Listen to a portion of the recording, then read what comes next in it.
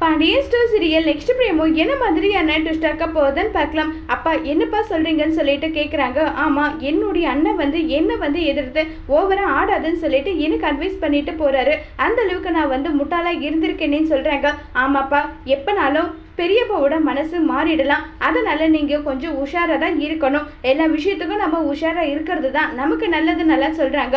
ஆமாம், அதுக்கு என்ன பண்ண போகிறேன்? எனக்கு பாண்டியனோட குடும்பத்தை பழி வாங்கியே தீரணும். அதுக்காக எந்த எல்லைக்கு போகிறதுக்கும் நான் தயாராக இருக்கேன். பாண்டியன் குடும்பத்தை நான் எப்படியாவது பழி வாங்கியே தீரணும்னு சொல்லிட்டு ரொம்பவே பயங்கர கோபத்தில் இருக்காங்க. சரிடா, பழி வாங்குறது ஓகே, ஆனால் எப்படி வாங்க போகிறேன்? எதுக்காகவே இருக்காது அரசின் ஒருத்தி, அவ்வளோதான். நான் அவளை காதலிக்கிற மாதிரி காதலிச்சு அவளை நம்ம வீட்டுக்கு கல்யாணம் பண்ணி கொண்டு வந்துட்டு அவளை நம்ம துடிக்க பழி வாங்கணும். இதை பார்த்து பாண்டியன் இந்த குடும்பத்துக்கிட்ட பகைச்சிக்கவே கூடாதுன்ற அளவுக்கு அவன் இயங்கணும். அந்த மாதிரி நான் பண்ண போறேன்னு சொல்றாங்க. இதெல்லாம் சரிப்பட்டு வருமா? சரிப்பட்டு வரும். அதை நான் செய்யறதுக்கு தயாரா இருக்கேன். எப்படி ஓடி போயிட்டு கல்யாணம் பண்ணிக்கிட்டாங்க அவங்க எல்லாருக்கும் சரியான பதிலடியை இது கொடுக்க வேண்டாமா?